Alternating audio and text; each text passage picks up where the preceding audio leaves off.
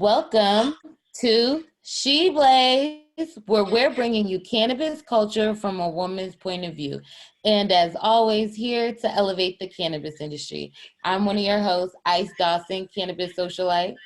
And I am Dasheeda Dawson, the WeedHead. Hey. Hey, WeedHead. On today's episode of She Blaze, Georgia announces new medical cannabis commissioner. High Time CEO steps down, and we're learning about cannabis activists that want COVID relief.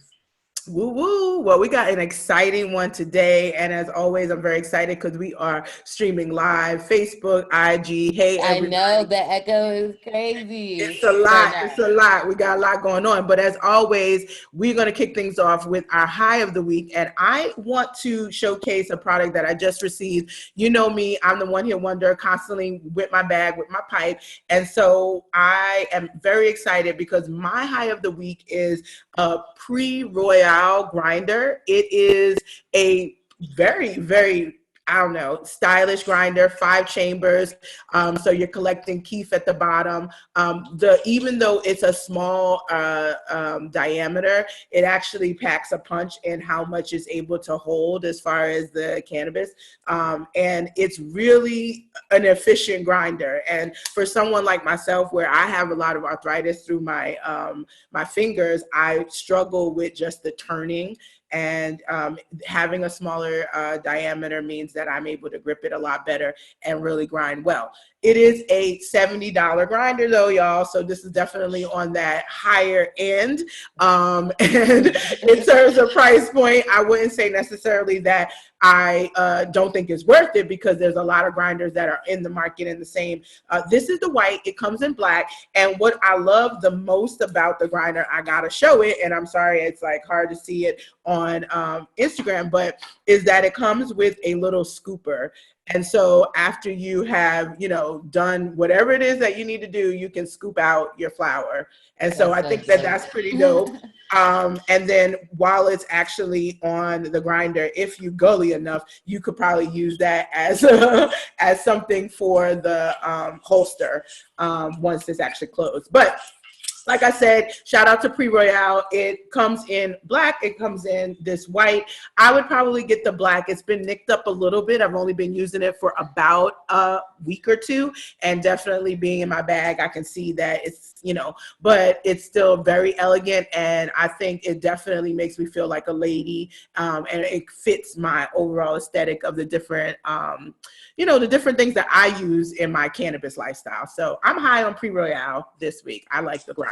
That is cute. It'd probably be a great Mother's Day gift because, mama's going to like that. Kind of looks like a lipstick too. I like the scooper. That's pretty dope. I like that high of the week.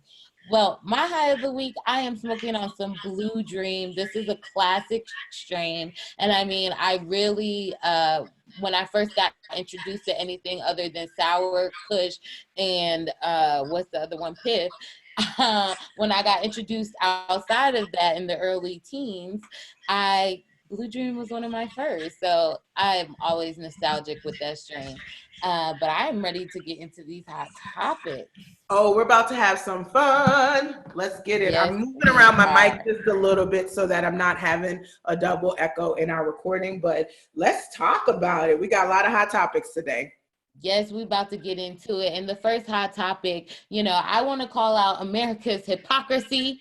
And really, I do want to know what the heck was these people thinking. So There was a grandmother that basically recorded a grandchild that was teething, chewing on a bag of cannabis, and she posted it on social media. Yes. So the baby was about 4 years old, and she's sitting on the lap and chewing whatever the police consider a big bag of cannabis. And they put it on social media and they said, the baby was teething, and they didn't have anything to chew on. And so the children end up being taken from the home, and child endangerment charges were cited. So really, I'm like, this is crazy. Don't you guys tell people, especially new moms, to rub a little jack on the baby's teeth? On the gums when the baby's teething? I mean, definitely, you say, don't you guys? It's a wise sale, and one of those things that's passed down generational. And of course, it definitely shows the, sort of bastardization of cannabis, marijuana, and it being way more bad than marijuana, than alcohol. I don't know, I don't agree with that, but I'm giving this grandmother and this other man or whatever a bit of a side eye. It's like, first of all, I'm sorry. What is the baby doing with the weed, right? Like, what's the reason that she has it? And it's not a teething ring. It's certainly not something I can imagine in a bag would be soothing in that way, especially if it's in a bag. It's not like they seem like they were giving it to her therapeutically. Because to be honest, inflammation is what's happening when you are teething, and that's why it's causing pain. Right. Certainly, some CBD oil would probably help instead of Jack rubbed on the gum. So I do think there are probably some applicable ways in which you can not endanger your child, but still use cannabis to help. But I definitely don't think it has anything to do with the weed being in the bag, and so that's odd to me. I'm just a little bit really, if your baby is chewing on the bag, that is not a good idea at all. I completely agree. No, but the THC is not even activated in that dang on bag. So can we talk about it or no? That's true too. I mean, so okay, let me just put it out there because I don't want anyone to be confused. This grandmother is a little bit off. Like, why are you doing this? And so I'm judging. I'm sorry. I have had a child, and I definitely wouldn't put anything plastic in his mouth. I don't know. I don't care what size it is. It's like that's a common thing. We know they're not supposed to play with plastic bags. But then, if it's in the flower state, for sure, it's not an activated plant at that point, assuming it hasn't been decarbed, right? And generally, decarbed flower has a browner look to it. It doesn't have as much chlorophyll, and so it doesn't look as green. But I definitely still feel like there are other ways that we can therapeutically support our kids' teething, and it can usually, really be manifested with something lot more in the oil form, something that can be rubbed on the gums, not necessarily the flower. But if for whatever reason, God forbid, I believe the flower is ingested, first, I'd be probably more worried about the plastic ingested than the flower itself, especially if it's not decarbed and the THC is not active. So there's a lot of other things in cannabis though. So in general, I just feel like that was just a poor look on the grandmother. Yes. But it may be an entrepreneur path because what does cannabis and baby products look like? Babies do teeth. What would they do if they were chewing on a hemp made toy? What would happen if you actually made CBD for babies that's teething? And also, the earlier the baby has signs of different like epilepsy, what does it look like maybe giving them a CBD infused toy to chew on? Listen. Pulls it out. So we got some ideas. So that's why yes, you how to succeed in the cannabis industry. You could definitely think about some alternative ways to help everyday things with cannabis. That's so true. I mean, you always want to be careful with kids, but the whole concept behind Charlotte's Web, and RIP to Charlotte Fiji, is around being able to dose and provide medicine to children. And I mean, that was the premise of why it was founded. So I don't believe it's unsafe for kids in the, with the right adult supervision and also efficacy in terms of what we need it for. And if you're willing to say, rub a little alcohol or Jack Daniels, rum, whatever the heck you decided, and I've heard this across many cultures, from Irish to West Indian, Latin, they're using various things for the teething, then I think we can go back to a sort of our most ancient culture, which is using cannabis as medicine first. But that still means using adult supervision and some common sense. And I don't know if Grandma had common sense on this one, boo. No, common sense wasn't common, but we definitely hope that everybody's okay. And that was a little fun, hot topic, because, we get a little bit more staff from here. Hot topic. Hot topic number 2 is about Georgia. Yes, so Georgia has a medical marijuana program. Surprise, surprise. It is a remix of the hemp farm bill, so it ain't nothing to write home about. However, they are starting to move snail steps in, really facilitating a medical cannabis program, and they just announced their commissioner. Now, this commissioner was also a top leader for state boards like cosmetology Mm, and nursing. So it gotcha. was unanimously voted to make him the commissioner.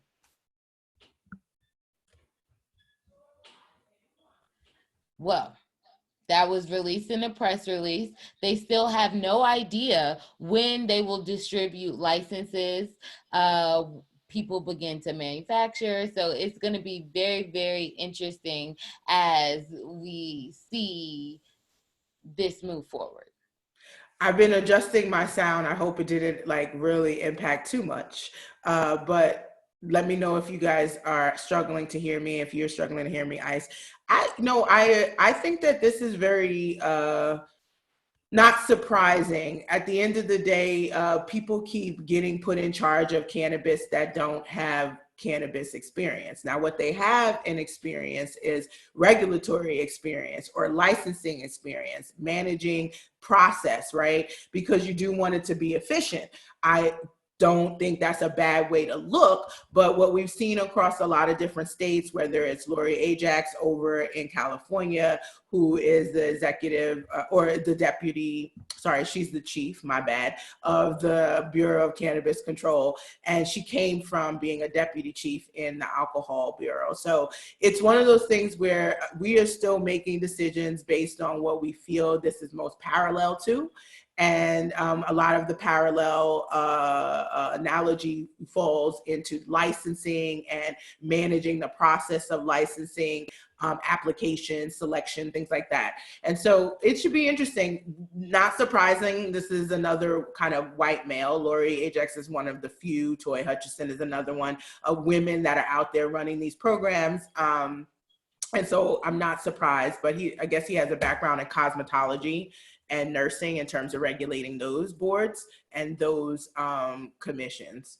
Apparently he was unanimously voted in too. So nobody had an issue that he didn't have any cannabis experience but at least he has healthcare experience somewhat.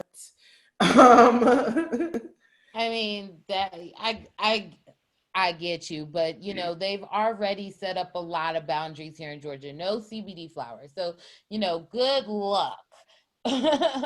No, you can't smoke on a hemp stick. Sorry. You don't get to see any ingestible CBD either. So, they are really limiting what they can have for cannabis, to be honest. It So is definitely not your best market. It's a start. The fact that they're willing to call it medical cannabis, there's a lot of struggles in Georgia. This commissioner or this leader for this group or regulatory group is going to have to overcome the fact that he's essentially asking farmers and cultivators to make bad weed. The low THC, let's be honest, the low THC is it is higher than the 0.3% that you are expected to have as a threshold for hemp specifically, which is what makes it marijuana, but it's still, I think, somewhere between 1% and 3%. We have to check in with Stanley Atkins, the M4MM president, or Tangi to see whether or not, what that number is. But yeah, I believe it is higher than 0.3%. And that's impactful, but it's in a range that is almost still negligible. And it basically is, neither here nor there. It's one of those things where it's like, why don't you as a state recognize that that's hemp too? And you probably need to raise these limits on what we think hemp is, because that's an artificial, man-made limit of the 0.3%. So that's what I would encourage Georgia to do, especially when you're neighboring Tennessee, which has a strong hemp market. Kentucky is one of the strongest in the country. And so I believe that this is going to make some confusion. They also are eliminating flour. And I'm like, every market that does that is set up for the okey doke and the fail, because at the end of the day, it's like, do you buy your own fresh collard greens or do you get it in a can? Right. Ooh. I had to use collard greens so folks Metaphor, in the South understand what you're fighting for. Maybe okay. you might want to get it in the can every once in a while, right? And maybe Right. you feel like that's not a lazier approach, but it's certainly easier. Listen, when they ask for Thanksgiving and who's making the greens, they always ask, does it come in the can or does it come in the bag? Come on, keep it a thou out, Right. You're 100% correct, right? So that's why I use it as an analogy, because that's how I feel with this cannabis. I would rather see the flower, smell the flower, and I don't necessarily need people to take it to the oil for me for it to be medicine. We know that, and that's the science. This is a little bit of an uninformed legalization, if you will, in a medical program. Other thing that's just real concerning is it's up to 6 licensed companies. So once again, they are limiting the market. It's not an open market, kind of like Oregon. It's more of an open market. Anybody can apply, and they have an unlimited number of licenses in terms of there's no cap.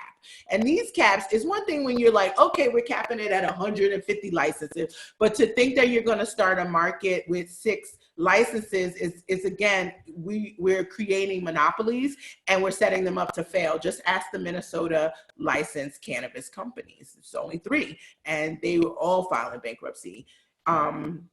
Keep it real. I know that is so true. I feel like that is definitely the biggest problem. Not only are you limiting access to patients with products, like you said, giving them bad cannabis, but you're also just hurting your economy. It's like, why even pretend? Why even try? We'd rather you not do anything and just see the other states around you rise. So, just creating these boundaries, we're going to have to go back and amend and all these other things. I definitely think that when you're looking at medical marijuana programs, be smart. Be smart. Do not look at places that don't have flower, that don't have a good market, that's seeing money, like you said. And so I think this moves us into our third hot topic, because it is juicy. I mean, Yes, like it is very juicy. hot tea, the hottest of the tea. Now, hot topic number 3 is about High Time CEO Stormy Simon stepping down. Now, let's be clear. I first saw this, I heard pitter patter about this on Instagram by Blacklist XYZ. I sent it to you. And, allegedly she sent an email out to the team saying, she's stepping down. And so we didn't hear about it for another 2 days via a press release. So, we were speculating. I was like, oh, this got to be a hot topic. But, we had to wait for the official release. Ooh, yes, she is stepping down after a very short stint. And they also announced their new CEO, which I think his name is Craig Fox. No, Peter Horfath. Oh no, Peter Horfax. I'm sorry. Craig Fox was the guy before that stepped down in December 24th. Oops, my bad. It's all good. Well, that shows a little bit of the challenges that they've been having. So Craig Fox departed under a year. His last day was in December, and then Stormy Simon was announced in January. I'll be real, it is a shock to me. And as a person who's a C-suite executive, I definitely am concerned about the volatility within the industry and how quickly things have been turning over. So she's only been in the role for 4 months after it being announced. And I think that I'm more shocked around the choice or the selection or the swap out, if you will, because Peter isn't not experienced, but he hasn't necessarily been, so intertwined in the sort of traditional cannabis industry, the marijuana side, but certainly has done a lot on the hemp CBD side. Yes, so they said Peter Hostroff. Whore fast, girl. Poor Fab. It's all good. We don't know Okay. the man. I mean, I'll be honest. I haven't heard his name before in the context of marijuana. So this is a very interesting move for High Times. Yes, yes, yes. You're right. They are sliding in and out their C-suite. He comes from mainstream clothing, actually, in the corporate sense, from American Eagle, Victoria's Secret, DSW. He has jumped around quite a bit, but we actually did read some very good information on him. He was part of the green growth brands, which we really like their seventh scent CBD products. Hmm. And so we decided to do our own little research because, we were really just curious about the products. And it's based out of Ohio.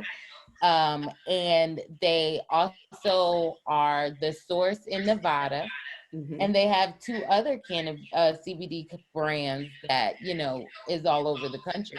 But the reason why we were so interested is because they were still raising money for investors, and you can see their portfolio online. So we empower our followers to really go take a look, because this is what we call a big cannabis company, and this is what we look at when we see a lot of these cannabis companies bottom line, and it will definitely give you an idea what is happening in the cannabis industry financially. I would definitely say that. But he is also entering this at a very interesting time, since they are about to acquire 13 quote unquote dispensaries from Yeah, Harvest Health, absolutely. and they have a IPO expiration coming up in a couple of days. I mean, they've been emailing a lot about that. You kicked all of the details that I think are important. While I also just want to add a little retail flavor. Obviously, I'm ex Victoria's Secret. Ohio is a little bit of a hub. DSW is based in Ohio. Victoria's Secret is in Ohio. American Eagles in Ohio. So he did what we call the trifecta of that area.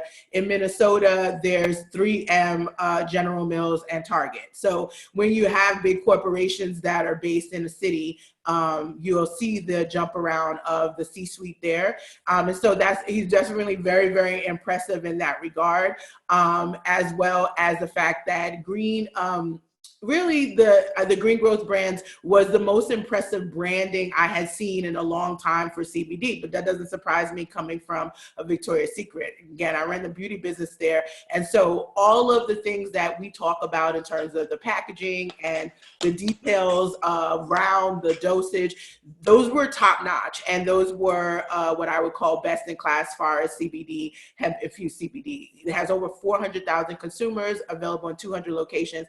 Definitely taking advantage of the fact that hemp is legal everywhere, and so CBD has a proliferation everywhere. Where we thought it was interesting is when we started looking into the financials, we saw that they were operating at at a loss, and it was quite significant. But that's not, like I said, it wasn't surprising necessarily, because it's in the early stages of growth. These companies haven't been around for a long time. We're talking about 2016, 2017 as far as launch dates, and a lot of people don't expect to break even until maybe year 3. But I did think it was a very lopsided P&L. It would certainly be something that in my management time period at Target or Victoria's Secret, they'd be like, Dasheeda, how do we balance this? Like we Oh would my have goodness. definitely. I think you may have frozen on the camera. Okay, you're back. Sorry. Thank you. But hopefully, this type of move will be one where he's able to add value, right? Because at the end of the day, High Times is moving in a different direction. They went from events and content, a publication business, to now they own dispensaries, ones that haven't really been operational. Harvest is one of those multi-state operators that has really done more. It's like when you go and you get your plate food and your eyes are bigger than your stomach. In some ways, that's what I feel like has happened. And so they've sold 13 California dispensaries to High Times, and they're going to make, I think, branded flagship stores utilizing their name. And I was really excited about seeing Stormy do it. So I'm disappointed. I think this is an L for women in cannabis. And I think we need to try to get Stormy on, because I want to hear from the horse's mouth. You know what I'm saying? And of course, the article says she's going to still be involved, so perhaps she's still on the board of directors. But for her to only be the CEO for 3, maybe 4 months, and knowing my own C-suite experience as the only woman and the only person of color in that C-suite, yeah, it is challenging to stay and hang with these white boys. Like, they're doing moves that, you know, allow a little bit of yeah, I'm being honest, they making some moves that are very interesting. And as a person who's an investor for High Times, I'm disappointed, because I was actually looking forward to seeing what changes would be made under Stormy's leadership. Absolutely. Now, to speak on the 7 cents one, you know, they did have the kiosks. I wonder how they would do amongst COVID.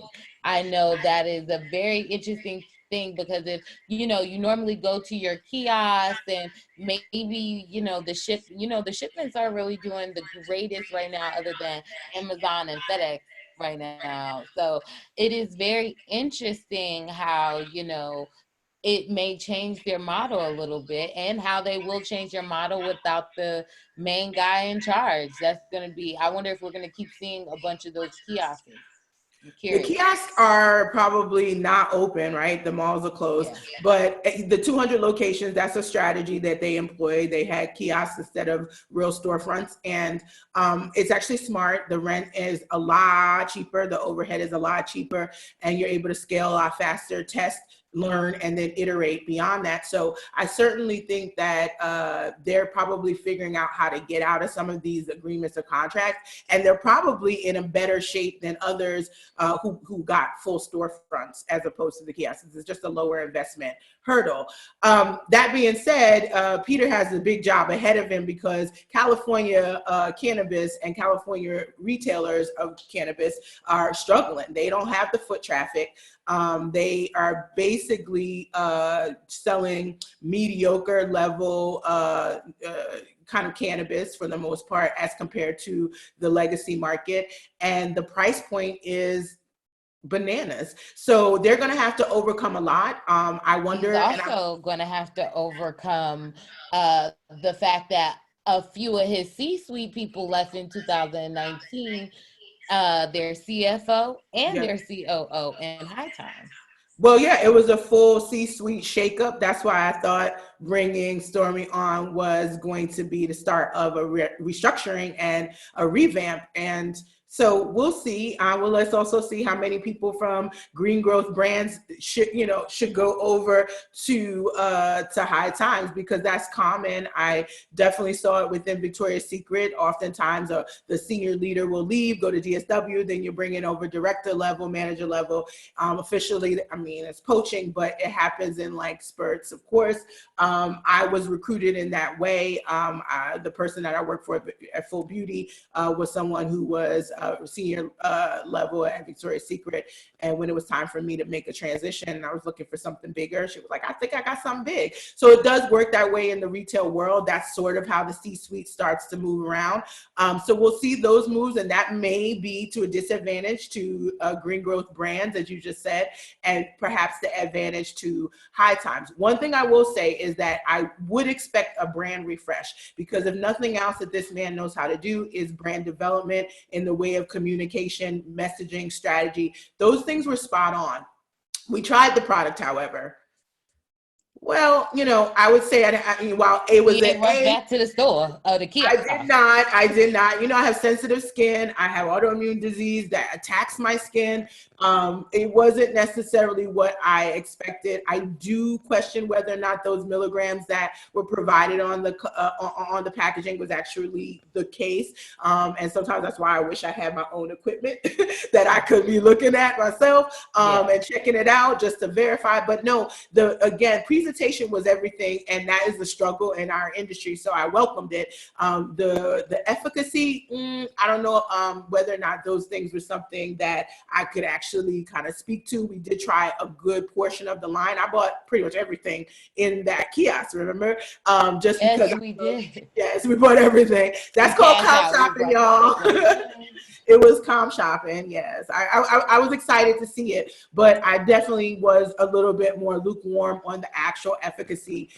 So we'll see a brand refresh. What I'm interested in seeing him develop out is how you're going to get people into your stores. Where are the 13 locations? If they're not in like highly trafficked or places of tourism, how are you going to capitalize on the High Times brand? Because if you're like in the middle of like the strip, and it's kind of like the Hard Rock Cafe, right?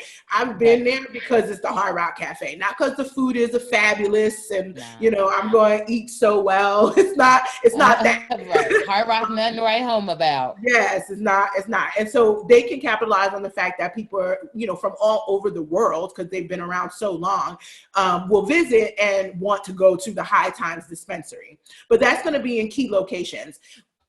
It's not going to just be on your everyday main street. How do you get the average person who maybe doesn't want sort of the big business feel when they, or the tourist feel when they go to a dispensary? How are you going to connect there? So I'm curious. We're going to keep watching this. I think this means like, you know, it's a bigger hot topic because it means a lot in the industry when we have a brand that's this old making so many changes. It definitely just speaks to the volatility of the industry and the fact that we are struggling at this point to find the right leaders to point us due north in the right direction in this critical time. I completely agree. I mean, as consultants in the cannabis space, we have dealt with the old school cannabis. I'm very curious who's on their board, how old are they, and when did they get into the industry? Because I'm telling you, some of these old men still think it's like 1970 and it's not.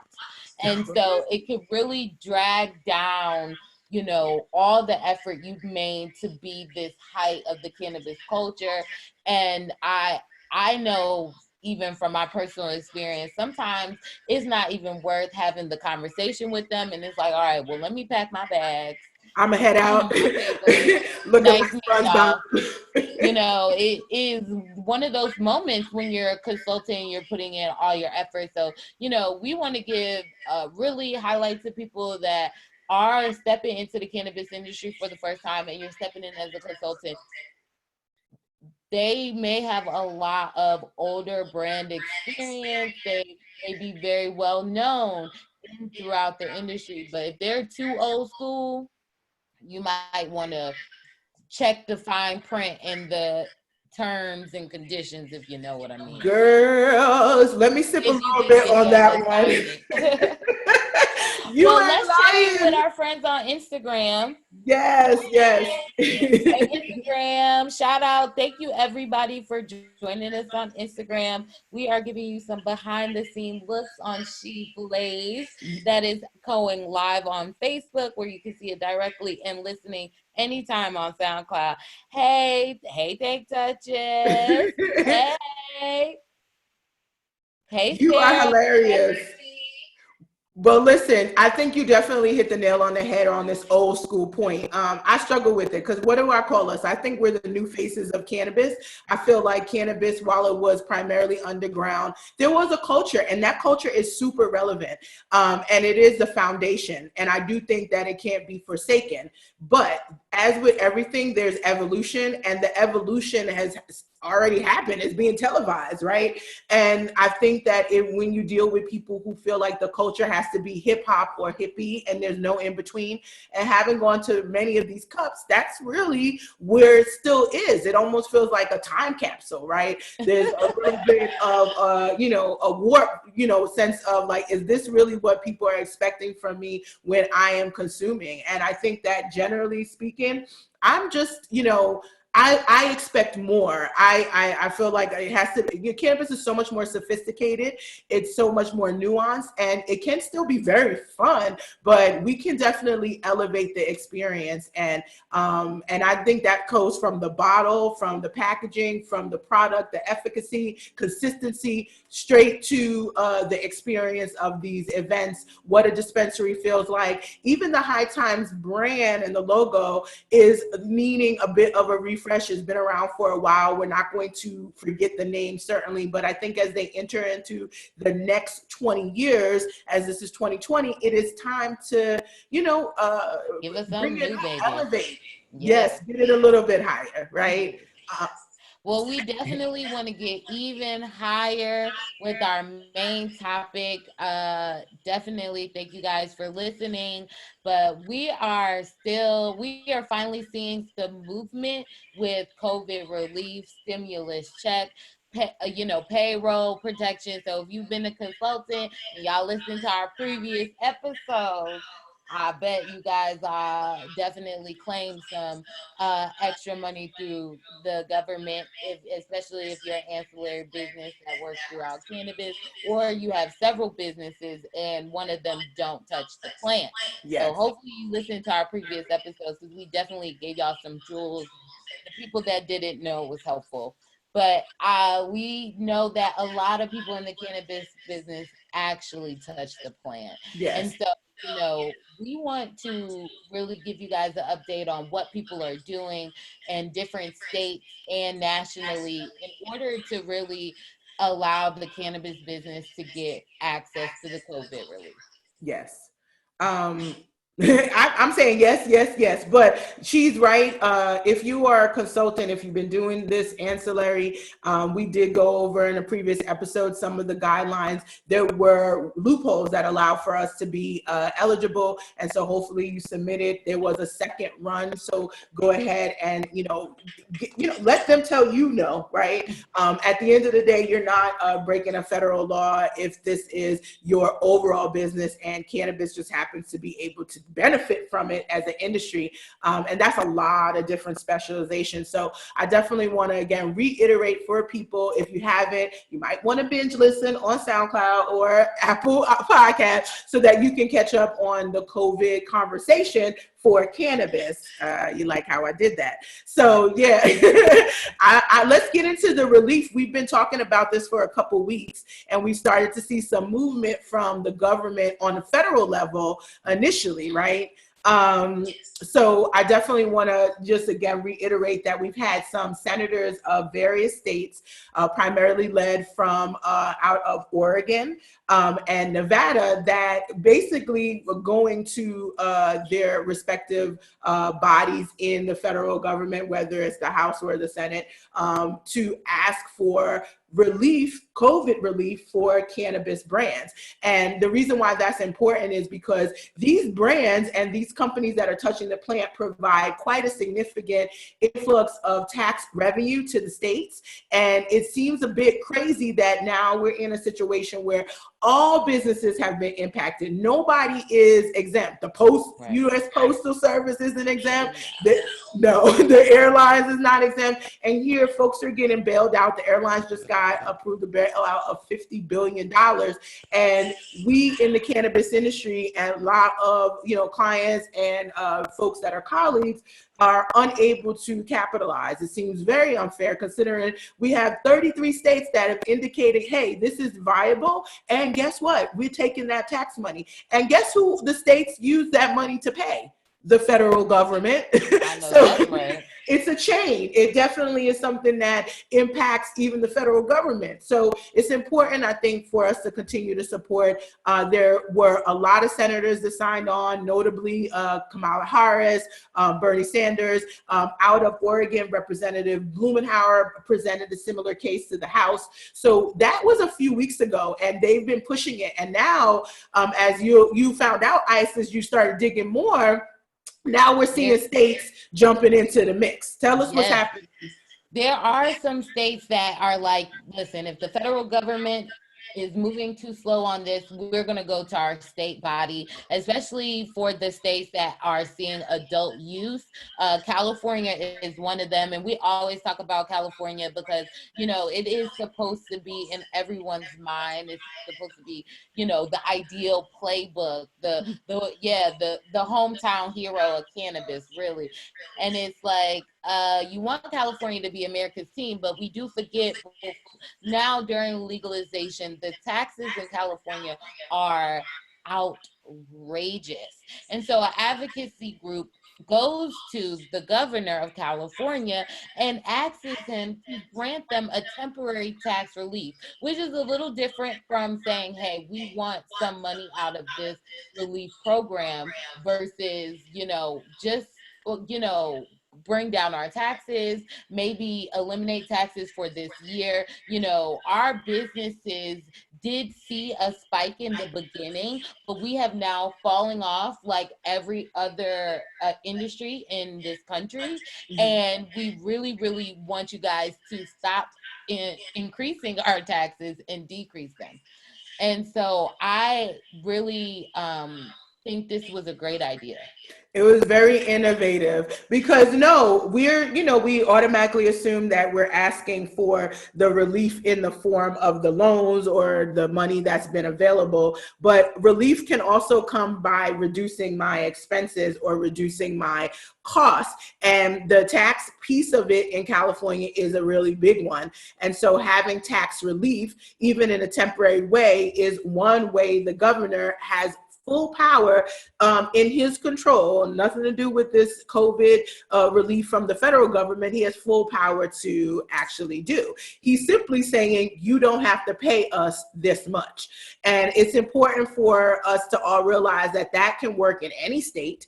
And so we'll be watching, because California could be easily a precedent that gets set that then is a ripple effect for other states. We mentioned Oregon, we mentioned Nevada, Massachusetts is another state. These states have a full adult use legalization, and their businesses are absolutely suffering now that, one, we haven't been in the early days, when we weren't sure when, everybody went out in droves. But there's a couple things that people got to realize. There's still a supply chain in the cannabis industry. You still got to get, you got to grow some stuff.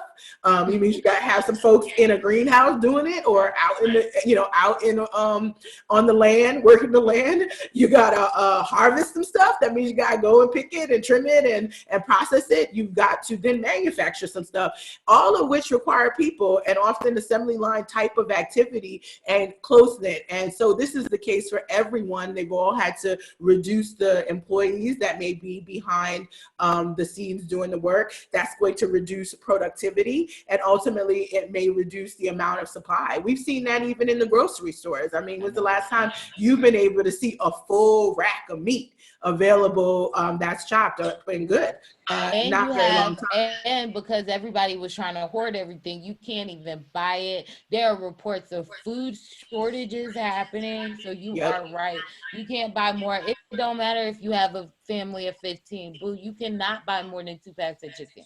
I'm sorry. You know what I'm saying? Read the sign. Unless you slick and you send in your daughters who are young adults with their card and their card and their card. Mommy would have done that. We would have been 4 of us going. I mean, y'all still do that. Y'all be like, can you go to the store and go get 2 of those? It's your turn. You go get your 2 now. But you got to be strategic in these times. And I think that was a real coup, very strategic in thinking and saying, hey, okay, maybe you can't give us money, but instead you can give us relief. And I look for Gavin Newsom towards him, because he's been a very strong leader for the cannabis industry. He's made some significant moves. He's the one who closed the gap on children being able to have the cannabis medicine on school sites, on university sites. Basically, he's done a lot of unprecedented moves in the regulation of cannabis. And so my hope is that he will understand that is a necessity, especially until we see the federal government change their mind around whether or not cannabis companies are worthy of being able to get some of this relief. It doesn't make sense to me. How are we, an essential business, but we can't get relief? No, I completely agree. And, they do have some tax deferral programs in California that cannabis companies can apply, and it is an interest-free deferral program. So, kind of like the loopholes we talk about all the time that we talked about on the federal level, California has its own loopholes where you cannabis companies can apply, independent contractors can apply, especially on the state level. So, don't be discouraged just because, hey, you may touch the plant for the federal things that they have access to. Your state will have some things if your advocacy groups are fighting hard enough, if your big corporations are fighting hard enough, they will have programs. And so we want you guys to look into state sales and the tax deferral programs that are being created for the COVID-19.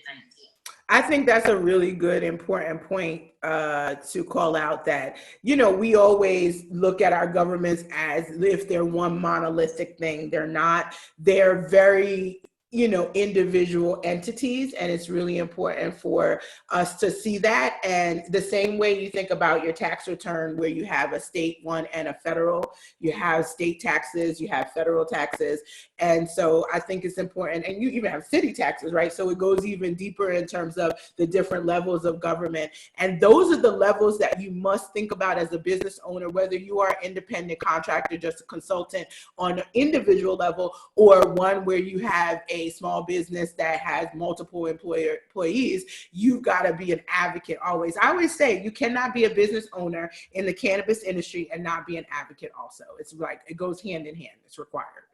I completely agree. And so we are looking towards Massachusetts next, which is also asking for some relief during the cannabis COVID, because ultimately their adult use shops weren't able to be open during the stay at home, stay in shelter order. And they did see an increase in medical patients, so I mean that is good still. It's not a bad thing, but is it as accessible as, could people even afford the card plus the cannabis? Those are things that it's like, oh, I could get my card, but now I can't Can afford I my get my flower? No, you're right. Like, it's like, great. Okay, we got more people to pay into this program.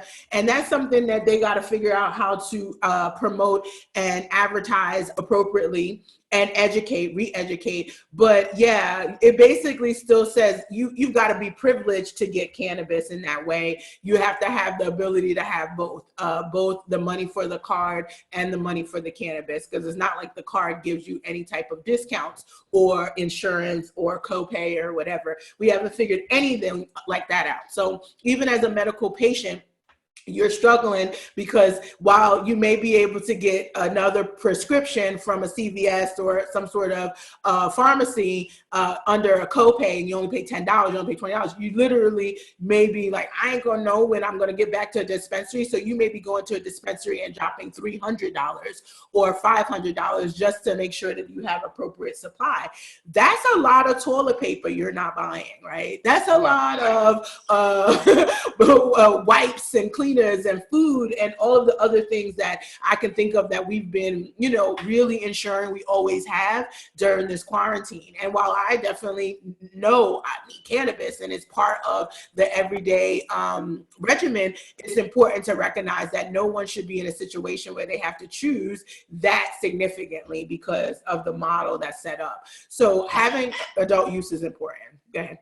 Absolutely, I completely agree. And I mean, the Cannabis Control Commission out there agreed with you too, and they also want to know these are still small businesses. We want them to have longevity within this business. And so if they're just now getting up and running, even though Massachusetts voted on it a while ago, they're actual adult use program is just now starting. So maybe you didn't go the medical route and you're only a adult use shop.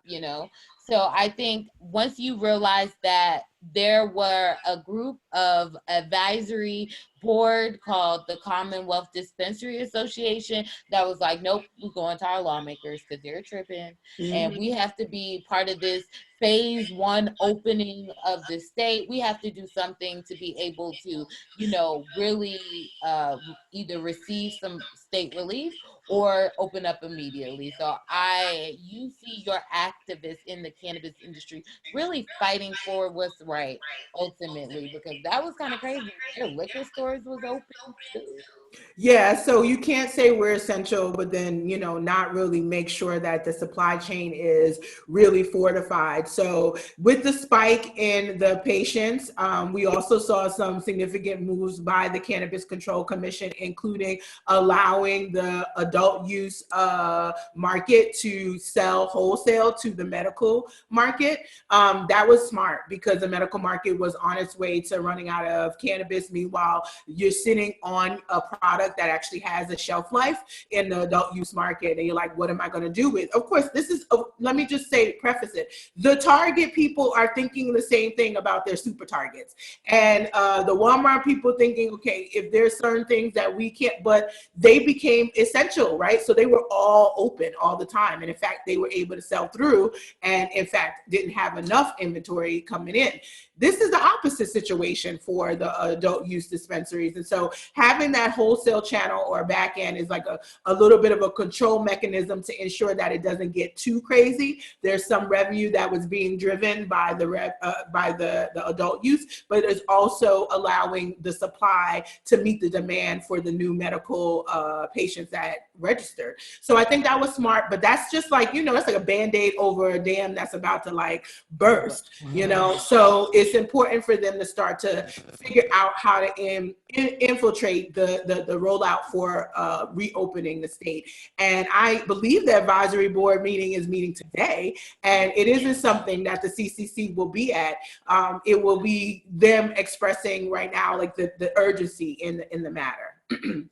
It is definitely urgent. And so, prayers up for them, fingers crossed that we get to see the adult use market get back into the play. I mean, like you said, it is really important for them to really be able to open their channels. The wholesale was a good little look, but ultimately everybody laugh at the nickel and dime bag guy, but they be forgetting that the nickel and dime bag makes more on the pound than just selling the pound. So it's like one of those, like, yeah, you gotta have both. You gotta be able to get wholesale, but you you make more with the smaller amount of quantity you sell. Absolutely. The consumer facing versus the business to business, so that's B2C, business to consumer, versus business to business, are two different things. The margin is definitely a lot lower on business to business because that other business has to have enough margin room to sell to the consumer. And ultimately in the cannabis supply chain, just so folks know, they're passing along that cost though. So if you are too high and then you just desperate to need, guess what? The cost at the consumer point will be too high too. The price of cannabis fluctuates. There are very limited guardrails onto the pricing. That's the next thing I think we'll need to really work on because I feel California is out of control. I feel Nevada is out of control, and there's going to be a problem ultimately when we start to see again the legacy market be that much better of a deal and probably better of a product. The combination means that your adult use market does not survive. In this case, I think that this is a false start. There's also a lot of new equity applicants that are finally up and running as well in Massachusetts. So like you said, even though this was voted in and has been in place for a while, it hasn't really been active for some time, and it just got regulated into action more recently, including the Black and Brown owned dispensaries, one that just opened in Boston proper. And that's a struggle to just open your doors and then finally do so, and you're like, boop, stop right before you even got out the gate. That's the struggle, for sure. That is, but we look to our states to really protect our cannabis business, and your power is who you voting in and what you doing with your leadership, city level, state level. So always be smart about that, and make sure it's not just benefiting your morals. Make sure it's benefiting your pockets, honey, because this is America. We are capitalists here, clearly. And so, do you have any final thoughts for the people as we get out of on this Saturday morning? I just want to make sure everybody is aware again that there is COVID relief part 2 that has come out. Do not sleep on it. Do not make assumptions. I've had so many friends, conversations with girlfriends, people who have their own businesses, and they were like, oh, I just assumed I wouldn't be qualified. Let them tell you no. Stop waiting and not participating and then hating after you seeing folks like, I got my check, I got my this, I got my that. Definitely jump into the game and recognize that there is an opportunity to keep yourself afloat a little bit longer by seeing if you qualify for these various opportunities, these emergency loans or these tax relief cases. And if you've heard anything that could help your state, I definitely suggest you take that to your state and work with coalitions there to ensure that your companies can survive this transition. Everybody is looking out for themselves, and in some ways it forced us to think that way because we're by ourselves in this isolation. Use that time wisely to come up with a game plan. And if you need any help, you can always use my workbook. How to Succeed in the Cannabis Industry is a best-selling Amazon workbook in the business entrepreneurship and adult continuing education. And it takes you all the way through from the rooter to the tutor. Every sector you can think of, it will jog your thoughts on what your strategic plan should be to find your successful path. There's no one size fits all, especially now. And as you can see, when you have the longest of longest brands like a High Times having literally a juggling circus act with their C-suite over the last year and a half, that you coming out the gate, it may be challenging, but that might actually be to your advantage because you're smaller, you can be more nimble, and you can shift and pivot a lot faster without a lot of investment. So you can check us out on the WeedHead.com, of course, all the time. You can find my book on Amazon, Target.com, BarnesandNobles.com. And if you want the ebook, you can check that out exclusively at theweedhead.com. It's not on Kindle yet. I gotta hold it because Amazon likes to take control. And make sure you watch She Blaze on Facebook Live every Saturday morning at 11 a.m. and listen to us anytime on SoundCloud, Apple Podcasts, and iHeartRadio. And subscribe to the WeedHead, like she said. And since we started doing this Instagram behind the scenes, you could jump and watch us on Instagram too as she_blaze to see the tea before the tea really air all together. Yes, I want to thank people on Instagram. We have about 30 seconds there that I got to let you go. I want to thank folks on She Blaze. I'll see you next week, boo. Bye. Have a good one.